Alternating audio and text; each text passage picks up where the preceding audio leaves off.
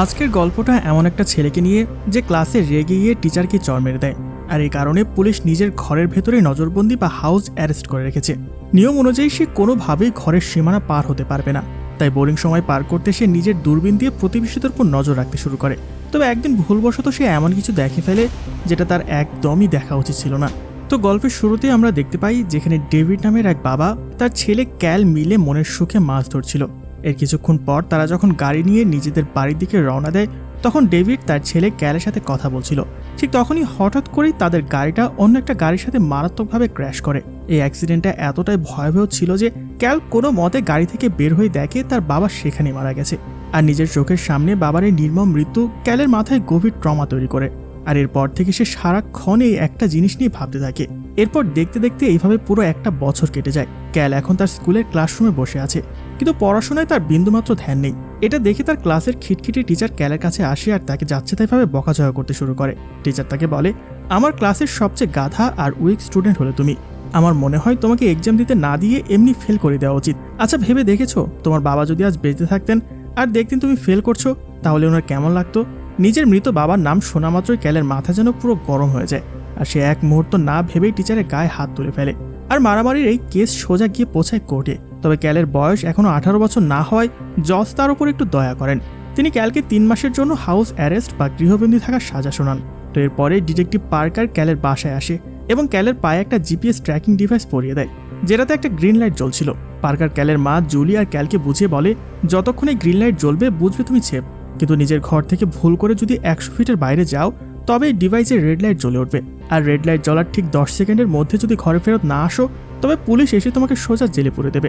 তবে পার্কার যাওয়ার আগে ক্যালকে ওয়ার্নিং দিয়ে যায় যে এক ঘরের মধ্যে বন্দি থাকতে থাকতে মানুষের মেন্টাল কন্ডিশন খারাপ হয়ে যায়, তাই সে যেন নিজের খেয়াল রাখে।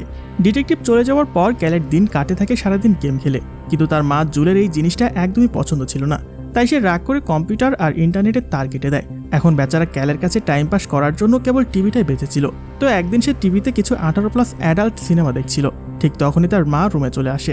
ক্যাল তখন লজ্জা পেয়ে চ্যানেল চেঞ্জ করে বাহানা দেয় যে সে আসলে নিউজ দেখছিল। তো যাই হোক, মা কাজে চলে যাওয়ার পর ক্যালের জীবন পুরো বোরিং হয়ে যায়। সে তার বেস্ট ফ্রেন্ড রনিকে ফোন করে জিজ্ঞেস করে সে কোথায় আছে। রনি জানায় সে তার বাকি বন্ধুদের নিয়ে সমুদ্রের পাড়ে এনজয় করছে এবং এখন কথা বলার টাইম নেই বলে ফোনটা কেটে দেয়। ক্যাল বুঝতে পারে এখন সে দুনিয়ায় কতটা একা হয়ে পড়েছে। এরপর একদিন দুপুরে ক্যাল যখন বোর হয়ে ঘুমানোর চেষ্টা করছিল, তখনই পাশের বাড়ি থেকে কিছু আওয়াজ আছে। সে জানালা দিয়ে উঁকি মেরে দেখে পাশের বাড়িতে এক নতুন ফ্যামিলি শিফট হয়েছে আর তাদের শিফটিংয়ের কাজ চলছে। ঠিক তখনই ক্যালের দরজায় কেউ একজন বেল বাজায়। ক্যাল বাইরে এসে দেখে দরজার সামনে আগুন জ্বলছে। সে লাথি দিয়ে আগুনটা নেভাতে যায়, কিন্তু তখনই বুঝতে পারে আসলে ওই আগুনের নিচে কুকুরের পটি রাখা ছিল। মূলত পাড়ায় কিছু দুষ্টু ছেলে ক্যালের সাথে এই নোংরা প্র্যাঙ্কটা করে পালাচ্ছিল। ক্যাল রেগে মেগে তাদের ধরার জন্য দৌড় দেয়, কিন্তু কিছু দূর যাওয়ার পরে সে খেয়াল করে তার পায়ের ডিভাইসের রেড লাইট জ্বলছে। সে যান বাঁচাতে জানোয়ারের মতো দৌড়ে ঘরের দিকে আসতে থাকে, কিন্তু সে পৌঁছানোর আগেই সেখানে পুলিশের গাড়ি হাজির হয়ে যায়। পুলিশ তাকে শেষবারের মতো ওয়ার্নিং দিয়ে ছেড়ে দেয়। আর ঘরে আসা মাত্রই ক্যালের কাছে ডিটেকটিভ পার্কারের ফোন আসে, আর সে কড়া ভাষায় বলে দেয়, এবার যদি বাউন্ডারি ক্রস করো তবে সোজা জজের সামনে দাঁড়াতে হবে। ভয় পেয়ে ক্যাল এবার একটা লাল সুতো নিয়ে পুরো ঘরের চারপাশে বেঁধে দেয়, যাতে সে নিজের বাউন্ডারিটা ঠিকঠাক মতো বুঝতে পারে। পরের দিন ক্যালের সাথে দেখা করতে তার দোস্ত রনি আসে। রনিকে দেখে ক্যাল তো মহা খুশি। সে ক্যালকে একটা বায়োনোকুলার বা দূরবীন এনে দেয়, আর জানালার পাশে দাঁড়িয়ে দাঁড়িয়ে পাড়ার কোন প্রতিবেশী সারাদিন কি করে, কার কি স্বভাব, তার পুরো কুণ্ডলি রনিকে বোঝাতে শুরু করে। সবশেষে সে দেখায় তাদের এই নতুন প্রতিবেশীকে, যার নাম ছিল অ্যাশলি। অ্যাশলি দেখতে এতটাই কিউট আর হটি ছিল যে রনি ক্যালকে বলে, তোর তো ওর সাথে গিয়ে কথা বলা উচিত। ক্যাল আফসোস করে বলে, ভাই রে ভাই, আমি হাউস অ্যারেস্টে আছি, চাইলেও ঘর থেকে বের হতে পারবো না। পরের দিন ক্যাল যখন তার পোস্ট বক্স থেকে চিঠি বের করার ট্রাই করছিল, কিন্তু হাউস অ্যারেস্টের লাল সুতোর কারণে হাত পৌঁছাচ্ছিল না। ঠিক তখনই কিউট অ্যাশলি সেখানে চলে আসে আর তাকে হেল্প করে। সেখান থেকে তাদের দুজনের মধ্যে মিষ্টি একটা কথাবার্তা শুরু হয়। ক্যাল তাকে নিজের হাউস অ্যারেস্টের কথা জানালে অ্যাশলিও বেশ ইন্টারেস্ট পায়। তো ওই দিন রাতে ক্যাল যখন টিভিতে নিউজ দেখছিল, তখন নিউজে দেখানো হয় শহর থেকে এক তরুণী গায়েব হয়ে গিয়েছে। আর পার্কিংয়ের এক প্রত্যক্ষদর্শী জানিয়েছে কিডন্যাপার একটা নীল রঙের ফোর্ড মাস্টাং গাড়ি নিয়ে এসেছিল, যেটার গায়ে একটা বড় ডেন্ট বা দাগ ছিল। নিউজ শেষ হতেই ক্যালের অ্যালার্ম বেজে ওঠে আর সে দূরবীন দিয়ে জানালার পাশে গিয়ে দাঁড়ায়। এটা মূলত অ্যাশলির সুইমিং আর ইয়োগা করার টাইম ছিল, কিন্তু অ্যাশলির ইয়োগা শেষ হতেই ক্যাল হঠাৎ দেখে তাদের পাড়ায় একটা নীল রঙের ফোর্ড মাস্টাং গাড়ি এসে থামলো। ক্যাল যখন দূরবীন দিয়ে জুম করে দেখে, তার চোখ তো ছানা বড়া, কারণ এই গাড়ির রং নীল আর এটার গায়ে ঠিক একই জায়গায় একটা ডেন্ট রয়েছে। ক্যাল এক মুহূর্ত দেরি না করে রনিকে সব জানায় আর বলে তার সন্দেহ এই লোকটাই আসলে সেই সিরিয়াল কিলার।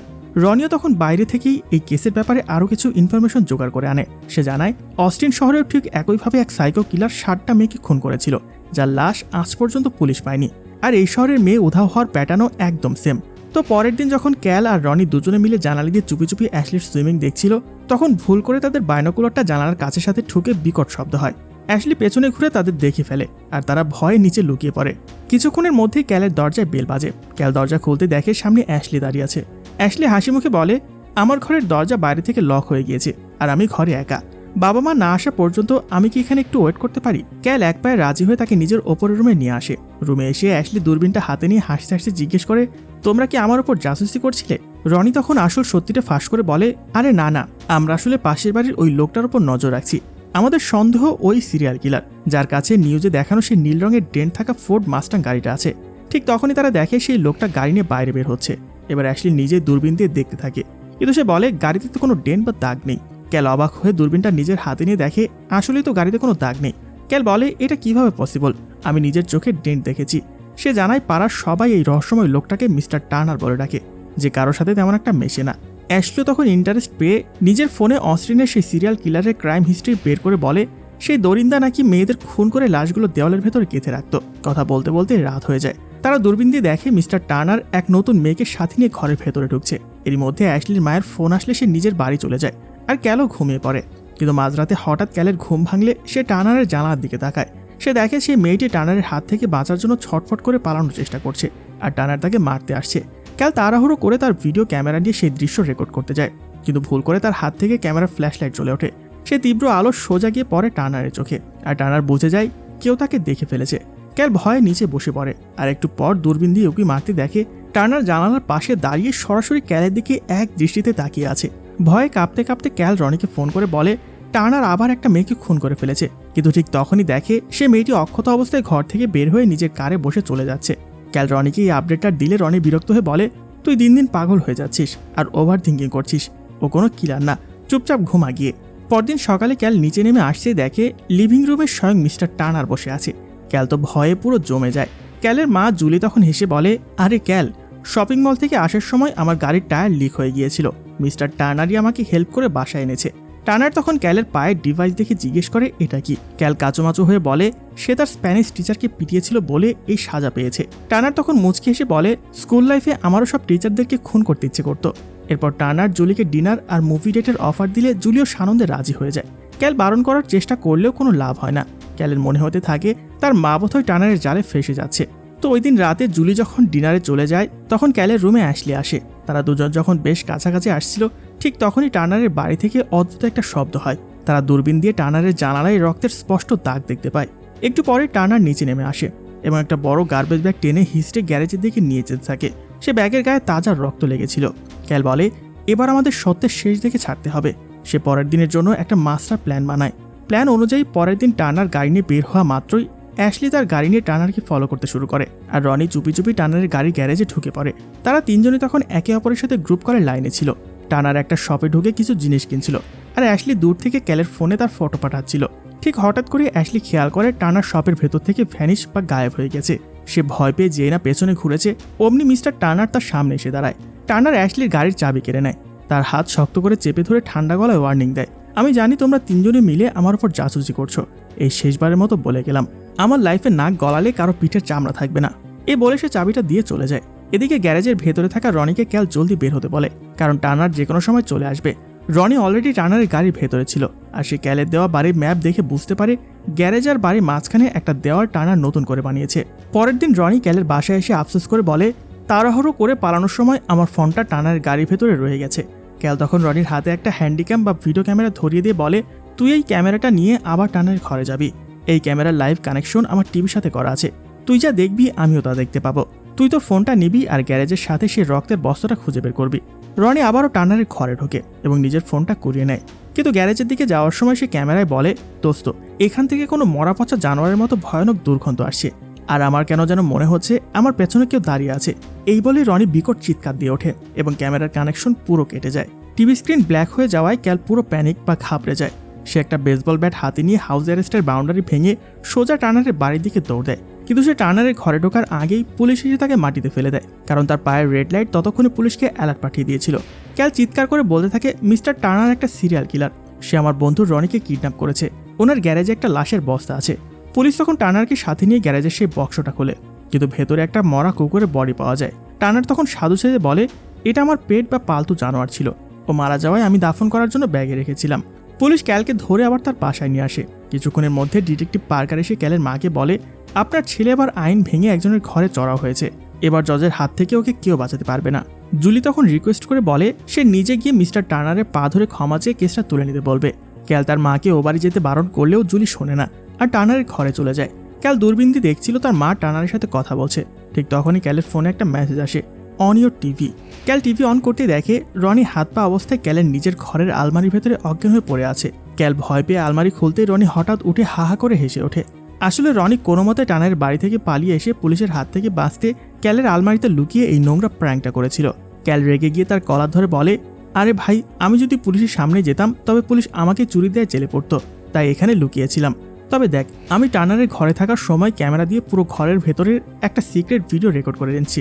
তারা যখন মেমোরি কার্ডটা কম্পিউটারে প্লাগ করে ভিডিওটা জুম করে দেখে তখন তাদের হার্টবিট বন্ধ হওয়ার জোগাড়, কারণ টার্নারের ঘরের ভেতরে একটা প্লাস্টিক প্যাকেটের ভেতরে আসলে একটা মেয়ের তাজা লাশ মোড়ানো ছিল। এদিকে স্ক্রিনের ওপাশে দেখা যায় মিস্টার টার্নার ক্যালের মা জুলির মাথা ধরে সজোরে দেওয়ালে আঁচড়ে মেরে তাকে বেহুশ করে দেয় আর একটা বড় ছুরি দিয়ে ক্যালের বাড়ির দিকে আসতে থাকে।